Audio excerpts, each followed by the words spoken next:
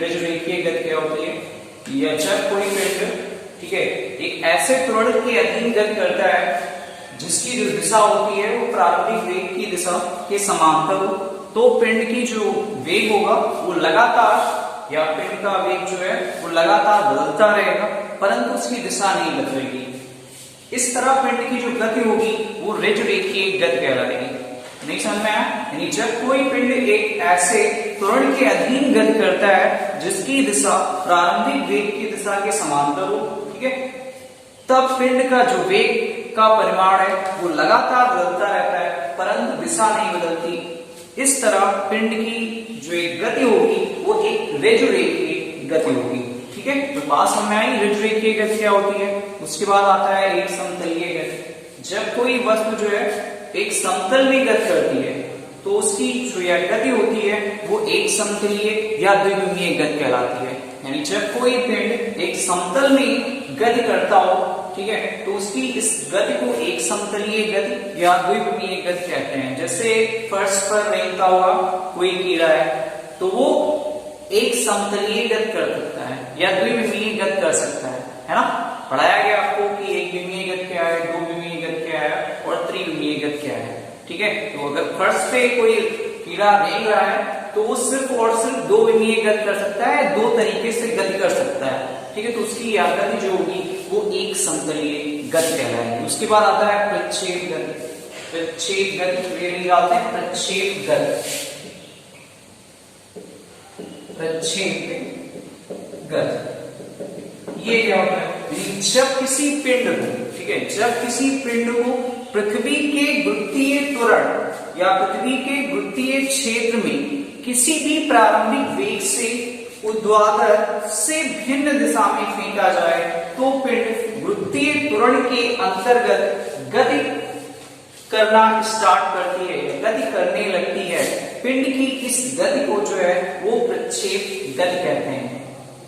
फिर से सुन लो, जब किसी भी पिंड को पृथ्वी के गुरुत्वीय क्षेत्र में किसी भी प्रारंभिक वेग से ऊर्ध्वाधर से भिन्न दिशा में फेंकते हैं, ठीक है, तो पिंड गुरुत्वीय त्वरण के अधीन गति करने लगता है। पिंड की इस जो गति होगी उसको हम प्रक्षेप गति कहेंगे। ठीक है, मान लेते हैं कि ये आपका एक्स अक्ष है, ठीक है, और ये आपका वाई अक्ष है और ये उसका मूल बिंदु है। मानते हैं कि अब हमने इस पिंड को, ठीक है, कुछ अपना वेग दिया या उसके पास कुछ अपना प्रारंभिक वेग है। जब हम किसी वस्तु को अगर ऊर्ध्वाधर फेंक रहे हैं तो ये जो है वो प्रक्षेप गति नहीं है। जैसे हम इसको u वेग इसको दे दिया इस पिंड को, ठीक है, तो ये जो है ये प्रक्षेप गति नहीं करेगा क्योंकि हमने ऊर्ध्वाधर फेंका है। ऊर्ध्वाधर फेंका गया तो सीधा लंबवत पृथ्वी के लंबवत जाएगा और पुनः लंबवत ही आएगा। ठीक है, तो वो प्रक्षेप गति नहीं करेगा। तो अगर हम इसको यहां ना फेंक के, ये ऊर्ध्वाधर दिशा है, इसके थोड़ा सा हटके मान लेते हैं पिंड को ऐसे फेंक रहे हैं, ठीक है, तो अब ये ऊर्ध्वाधर से थोड़ा सा भिन्न हो गया। ठीक है, अब इस वस्तु को हम फेंकते हैं तो ये जो पिंड जो है वो कुछ ऐसे गति करेगा, यानी पर्वलाकार तरीके से वो गति करेगा। ठीक है, तो जो पिंड की जो गति होगी उस गति को हम प्रक्षेप गति कहेंगे। ठीक है, लेकिन कब? जब हम ऊर्ध्वाधर दिशा से भिन्न दिशा में फेंकते हैं तो उसे हम प्रक्षेप गति कहते हैं। ठीक है, अब पिंड द्वारा तय किए गए पथ को प्रक्षेप पथ कहेंगे। जो भी पिंड है, ये पिंड जो भी रास्ता तय करेगा या जो भी पथ तय करेगा उसको हम प्रक्षेप का पथ कहेंगे तथा फेंके गए पिंड को प्रक्षेप कहते हैं। जो भी पिंड फेंका जाएगा, ठीक है, जो भी पिंड आपका फेंका जाएगा वो प्रक्षेप कहलाएगा। ठीक, उसके बाद जैसे हम छत से कोई वस्तु जो है नीचे फेंकते हैं, ठीक है, या बल्ले से अगर हम गेंद को मारते हैं तो वो सारी जो गतियां कर रहा है वो प्रक्षेप गति कर रहा है। उसके बाद प्रक्षेप का कोणीय प्रक्षेपण, अगली एरिया है प्रक्षेप का कोणीय प्रक्षेपण। लिखेंगे प्रक्षेप का कोणीय प्रक्षेपण।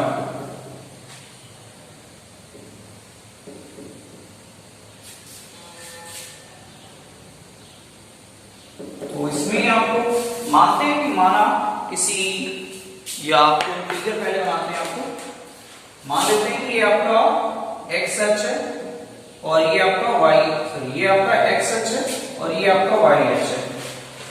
ठीक है, हमने प्रारंभिक वेग से पिंड को फेंक दिया, ये उसका अपना वेग u है, इसको यहां पे जाके मिलाया,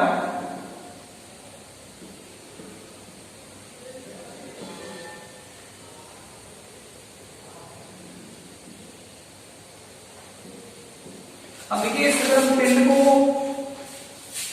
ऊर्ध्वाधर से विपरीत दिशा में फेंकते हैं u वेग से, तो इसका अपना एक वेग u है। ठीक है, अब इस वाले वेग पर दो बल कार्य करते हैं। पहला जो है वो पिंड को ऊपर ले जाने की कोशिश कर रहा है, पहला बल जो है, पहला वेग जो है पिंड को ऊपर ले जाने की कोशिश कर रहा है, और दूसरा जो वेग है वो पिंड को क्षैतिज दिशा में या पृथ्वी के क्षैतिज दिशा में लाने का प्रयास कर रहा है। ठीक है, तो अब इसको हम दो घटकों में तोड़े, तो पहला घटक जो होगा वो ux बराबर u cos थीटा होगा, और जो दूसरा होगा वो u बराबर या uy बराबर u sin थीटा होगा। यानी इस पे दो वेग कार्यरत है, पहला वेग u sin थीटा जो पिंड को ऊपर ले जाने की कोशिश कर रहा है, और दूसरा जो u cos थीटा है वो पिंड को क्षैतिज दिशा में लाने का प्रयास कर रहा है। अब uy जो वेग होगा, ठीक है, uy जो वेग होगा उस पे वृत्तीय त्वरण कार्य करेगा, क्योंकि पिंड जो है वो नीचे से ऊपर जा रहा है ना, तो जाहिर सी बात है उस पे वृत्तीय त्वरण कार्य करेगा, यानी वो वृत्तीय त्वरण के अधीन गति करेगा। कौन सा? uy वेग। उसके बाद ux वेग पर वृत्तीय त्वरण का कोई प्रभाव नहीं पड़ेगा। क्यों नहीं पड़ेगा? क्योंकि वो पृथ्वी के समांतर या पृथ्वी के क्षेत्र दिशा में गति कर रहा है, इसलिए उस पर वृत्तीय त्वरण स्मान जी का कोई महत्व नहीं होगा। जैसे यहाँ पे लिखा गया है एजी पार है, वृत्तीय त्वरण माइनस में जी लगा है नीचे की ओर। ठीक है, यानी माइनस में इस वेग पर नीचे की ओर आपका वृत्तीय त्वरण कार्य करेगा। तो ये आपका क्षैतिज घटक है, ये सॉरी हाँ ये आपका क्षैतिज घटक है ux बराबर u cos थीटा, और ये आपका ऊर्ध्वाधर घटक है uy बराबर u sin थीटा। ठीक है, उसके बाद बात आती है प्रक्षेप का पथ। तो प्रक्षेप का पथ के बारे में आपको नेक्स्ट वीडियो में बताया जाएगा। आज के लिए बस।